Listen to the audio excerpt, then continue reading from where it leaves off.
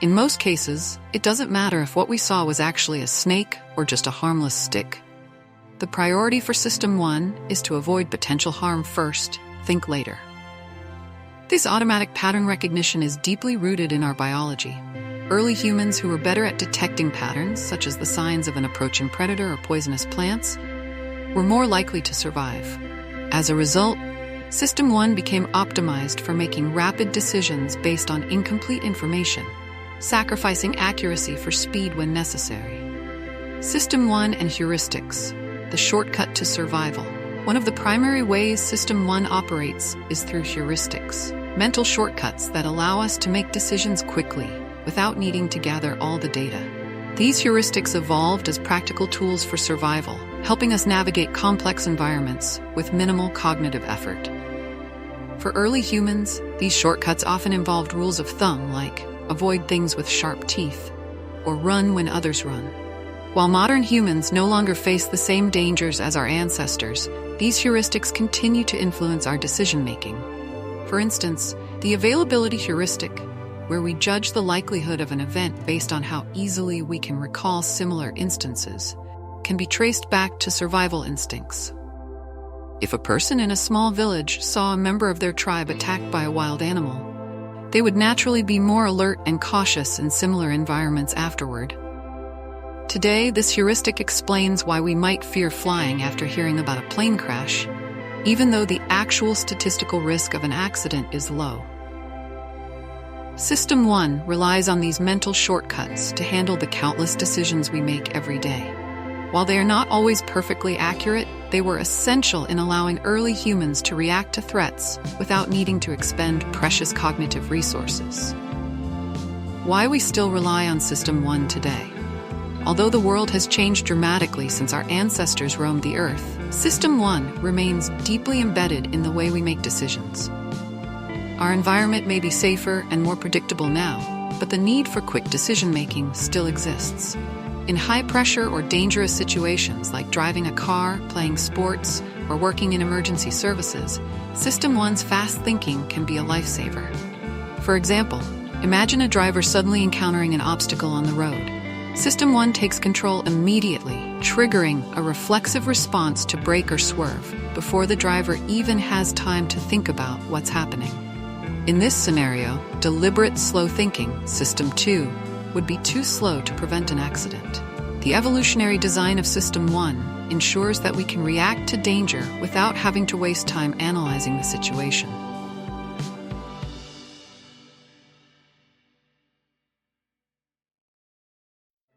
Additionally, modern life still presents situations that benefit from quick thinking.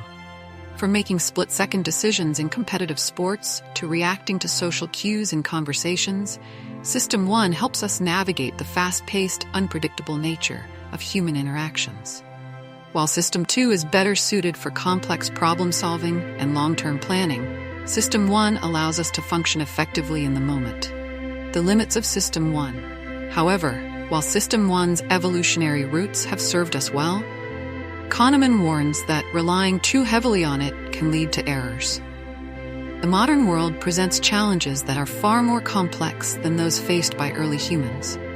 Many situations today require the thoughtful analytical reasoning of System 2, yet we often default to System 1's fast automatic responses, even when they are inappropriate.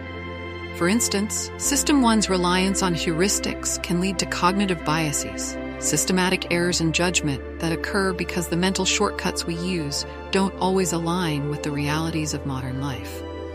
The same availability heuristic that helped early humans avoid threats can cause us to misjudge risk in the modern world.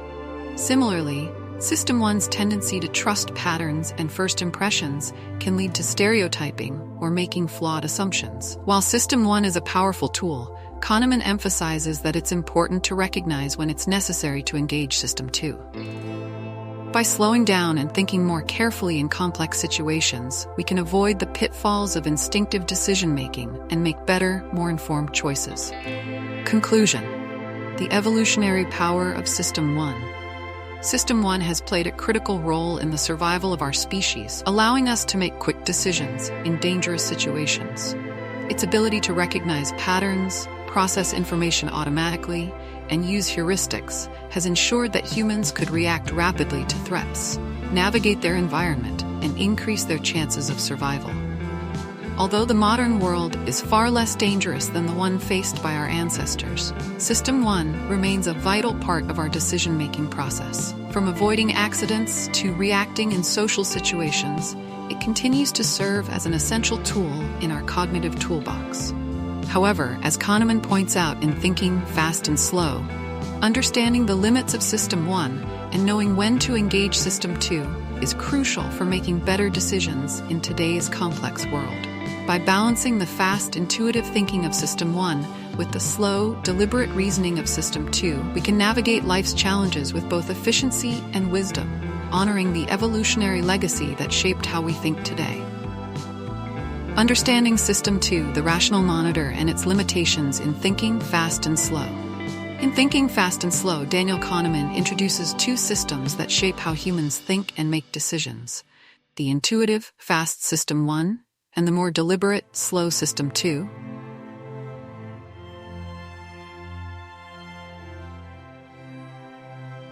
While System 1 is responsible for automatic, instinctive reactions, System 2 is the rational monitor that engages in thoughtful analysis, logical reasoning, and problem-solving. It is often seen as the more reliable and accurate decision-maker because it operates with a higher level of awareness and control. However, despite its rational capabilities, System 2 is far from perfect. It has significant limitations, particularly when faced with cognitive load, situations that require substantial mental effort. This blog post delves into the nature of System 2, its strengths and weaknesses, and the cognitive load that can hinder its performance. System 2 is the part of our brain responsible for conscious thought, logic, and reasoning. Unlike System 1, which is automatic and fast, System 2 requires effort and is often slow to act. It comes into play when we face tasks that demand more concentration, like solving a difficult math problem, planning for the future, or making an important life decision. When we activate System 2, we can override the gut reactions of System 1, allowing us to consider options, analyze risks, and make decisions based on reason rather than impulse. One of the most important roles of System 2 is to monitor and correct the errors that arise from System 1's fast, instinctive thinking. Since System 1 is prone to cognitive biases and shortcuts that can lead to poor decisions, System 2 is designed to step in as a rational filter. For instance, when faced with a complex decision, System 2 slows us down and pushes us to weigh the pros and cons, analyze the evidence, and think critically. It is the system that allows us to resist the temptation to act on our first impulse and instead make well-considered decisions. The power of Cognitive Control System 2 is what allows us to engage in cognitive control, the ability to focus attention, resist distractions, and stay on track when performing tasks that require mental effort. Whether we are studying for an exam, working on a difficult project, or making financial decisions, System 2 is responsible for keeping us disciplined and focused. This system helps us to stay aware of our goals, avoid procrastination, and resist temptations that might derail our efforts. For example, imagine you're trying to stick to a healthy diet but are tempted by a piece of cake. System 1 might automatically react with a strong desire to indulge, drawing from past pleasurable experiences of eating cake. System 2, however, steps in to remind you of your long-term goal of staying healthy and losing weight, helping you resist the temptation. This ability to override impulses and make thoughtful choices is what makes System 2 such a critical aspect of decision-making. System 2's limitations: the burden of cognitive load. Despite its advantages, System 2 has significant limitations, particularly when faced with cognitive load. Cognitive load refers to the mental effort required to process and store information.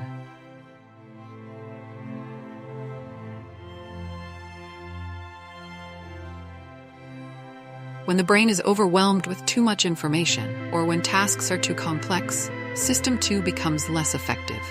As Kahneman explains, System 2 is a limited resource. When we are tired, distracted, or multitasking, our ability to think clearly and make rational decisions deteriorates. For example, Think of a time when you were exhausted after a long day of work. You might find it harder to focus, make decisions, or solve problems. This is because System 2 requires energy, and when you're tired or mentally drained, your ability to engage System 2 is diminished. As a result, you may default to the faster, easier reactions of System 1, relying on intuition and shortcuts that may not always lead to the best outcomes. Cognitive load can also affect decision-making in more complex ways. When people are asked to make decisions while dealing with multiple demands, such as navigating a stressful workday, managing relationships, and planning for the future, System 2 can become overloaded. This overload reduces its ability to monitor and correct the biases of System 1, leading to poor choices and errors in judgment. Decision fatigue. When System 2 fails under pressure, one of the key consequences of cognitive load is decision fatigue, a phenomenon where the more decisions we make throughout the day, the harder it becomes to make good decisions. As System 2 is engaged repeatedly, it becomes exhausted, much like a muscle that gets tired after being used for an extended period of time. When decision fatigue sets in, we are more likely to default to System 1, making snap judgments or relying on mental shortcuts, even in situations that require careful thought. A well-known example of decision fatigue can be found in judges making parole decisions. Studies have shown that judges are more likely to grant parole early in the day, when their cognitive resources are fresh, but become increasingly likely to deny parole as the day progresses and decision fatigue sets in. This demonstrates how the limits of System 2 can directly impact even the most important and high-stakes decisions. In our everyday lives, decision fatigue manifests in situations where we become overwhelmed by choices. For instance, after a long day at work, we might struggle to decide what to cook for dinner and end up ordering fast food instead, simply because our mental resources have been depleted. The effort required to plan a meal and prepare it becomes too much for System 2, leading us to choose the easiest option, even if it's not the best one for our health or well-being. The fragility of rationality. Another major limitation of System 2 is its fragility. Because System 2 is effortful, people tend to avoid using it unless absolutely necessary. Kahneman explains that we are cognitive misers. We prefer to conserve mental energy whenever possible.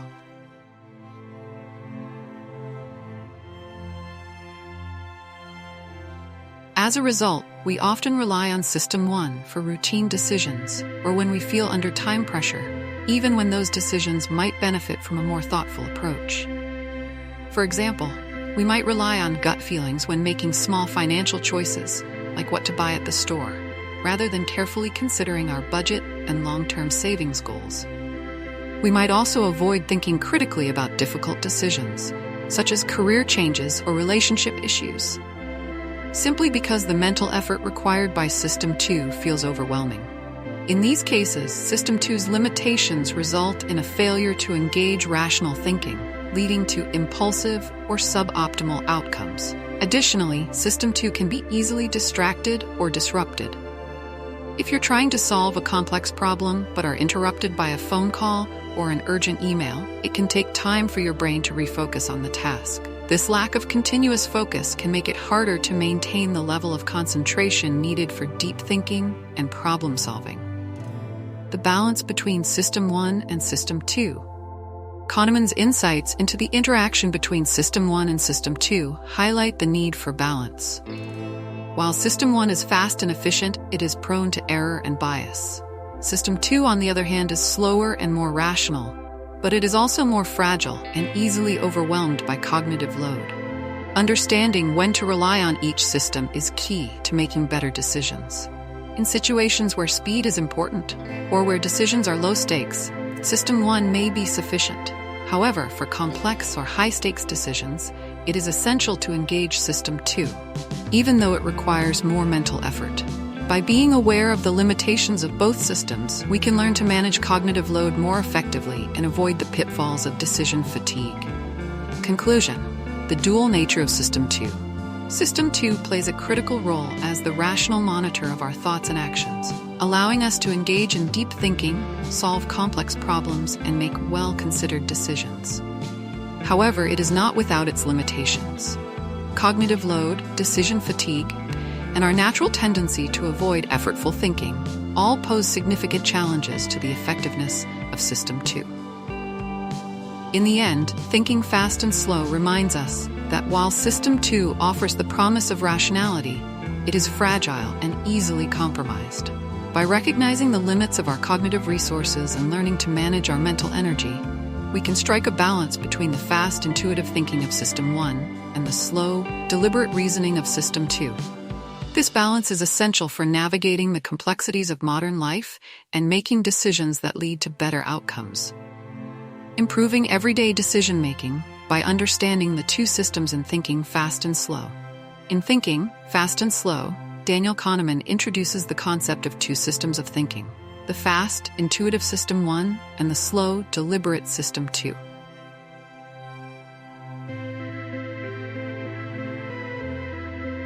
Each of these systems plays a distinct role in how we process information, solve problems, and make decisions. Understanding how these systems operate and influence our thinking can significantly enhance our decision-making skills in everyday life. This blog post explores how the awareness of these two systems can help us make better choices, avoid common cognitive traps, and navigate daily challenges with more clarity. System 1 is automatic and operates almost effortlessly. It relies on intuition, instincts, and quick judgments, often drawing from experience and learned patterns. This system is crucial for handling routine decisions and immediate reactions, especially when speed is necessary.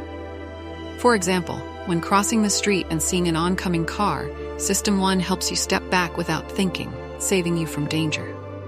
While System 1 can be incredibly useful, it also has limitations. Because it relies on mental shortcuts, known as heuristics, it is prone to errors and biases. It is responsible for snap judgments and gut reactions, which can sometimes lead us astray, particularly in more complex or unfamiliar situations. System 2, on the other hand, is the slow and deliberate thinker. It engages when we need to focus on a task, solve a complicated problem, or make a thoughtful decision. This system requires conscious effort, and it's the part of the brain we use for activities that demand concentration, like planning a trip, analyzing financial options, or studying for an exam.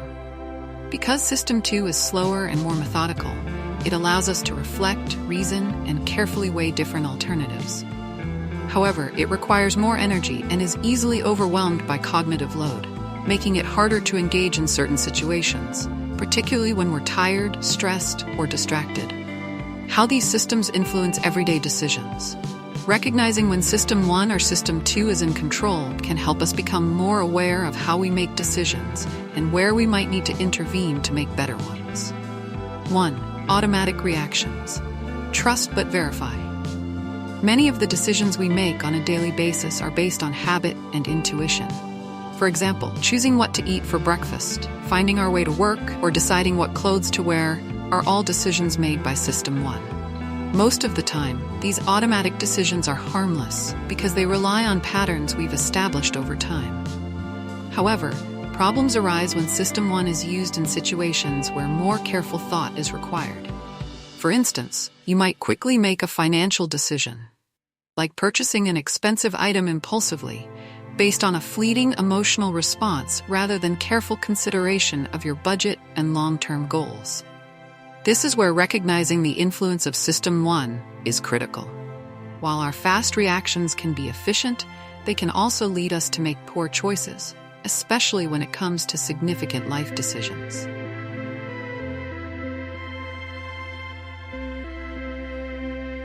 By learning to pause and reflect, we can momentarily engage System 2 to verify if our fast, intuitive reaction is appropriate for the situation. For example, before making a major purchase, ask yourself, is this a decision I should make quickly, or should I take more time to think about the consequences? 2. Overcoming cognitive biases. One of the greatest benefits of understanding the two systems is recognizing the cognitive biases that System 1 often produces. Cognitive biases are systematic errors in thinking that can distort our judgment. These biases include things like confirmation bias, favoring information that confirms our beliefs, availability bias, overestimating the importance of information that is easily recalled, and anchoring, relying too heavily on the first piece of information encountered. For example, when making investment decisions, many people fall prey to recency bias, where they give more weight to recent market trends rather than considering long-term patterns. By recognizing that System 1 tends to favor immediate, emotionally charged information, we can consciously engage System 2 to counter these biases. Taking a step back to analyze a situation from multiple perspectives allows for more objective, well-rounded decision-making. Number 3. Managing decision fatigue. Another practical application of Kahneman's insights is in managing decision fatigue, which occurs when System 2 becomes overworked and fatigued after making many decisions throughout the day. As a result, we become more likely to default to System 1's quick, easy, and sometimes suboptimal choices. Decision fatigue can be seen in something as simple as grocery shopping at the end of a long day. After making multiple decisions at work, your ability to carefully consider each purchase dwindles, leading you to buy junk food impulsively. To avoid this, Kahneman's work suggests that we should reserve our mental energy for the most important decisions and try to automate or delegate minor ones. For instance, planning meals ahead of time or creating a weekly grocery list reduces the number of decisions you need to make on the spot, preserving your energy for more significant choices. Number 4. Slowing down in high-stakes decisions. System 2 is particularly valuable when it comes to making high-stakes decisions, such as career changes, financial investments, or important relationship choices. These decisions require a level of thoughtfulness and reflection that System 1 is ill-equipped to handle. In high-stakes situations, it's important to deliberately engage System 2 by slowing down the decision-making process. Take the time to gather relevant information, consider alternative perspectives, and weigh the risks and benefits before coming to a conclusion. For example, if you're considering a career change, you might want to research potential industries, speak with mentors, and carefully evaluate your personal goals before making a final decision.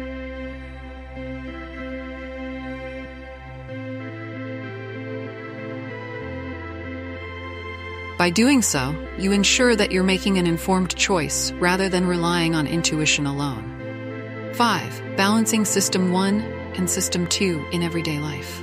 While it might seem like System 2 should always be in charge, the reality is that both systems have their place. System 1 helps us navigate routine tasks and make quick decisions in familiar settings, freeing up mental resources for more complex problems. System 2, on the other hand, is essential for deliberate, thoughtful analysis, but is too slow and energy-intensive to handle every decision we make. The key to improving everyday decision-making is knowing when to engage each system. For tasks that are routine or low risk, like deciding what to eat for lunch or which route to take to work, System 1 is usually sufficient.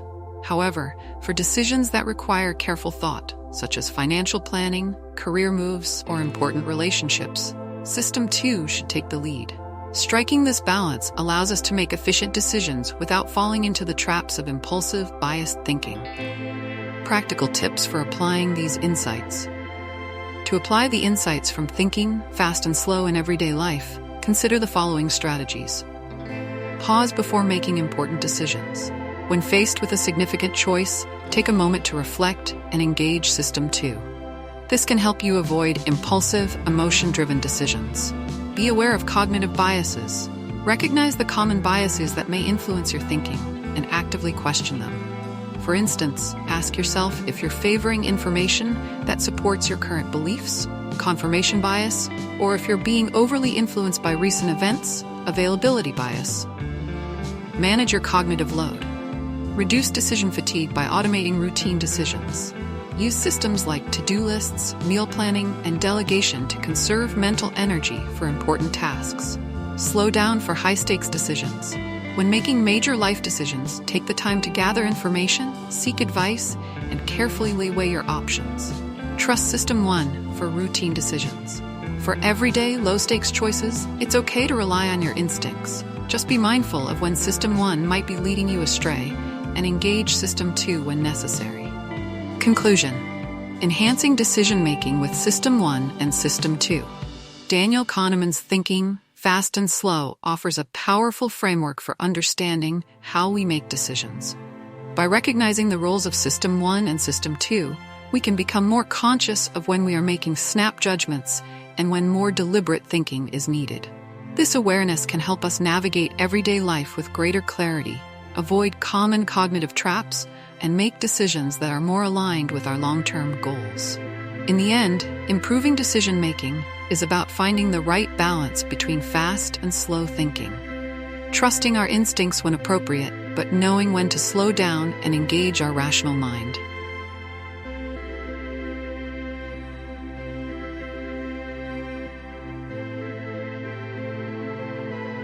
Understanding heuristics, the mental shortcuts that shape our decisions.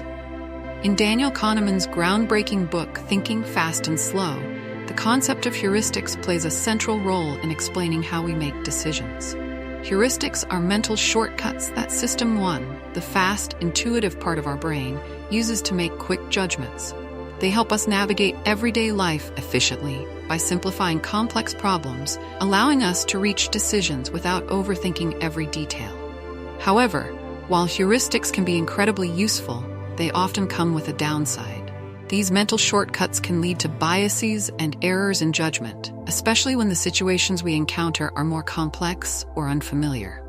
In this blog post, we will explore the nature of heuristics, how they function in our daily lives, and the potential pitfalls they present when it comes to decision-making.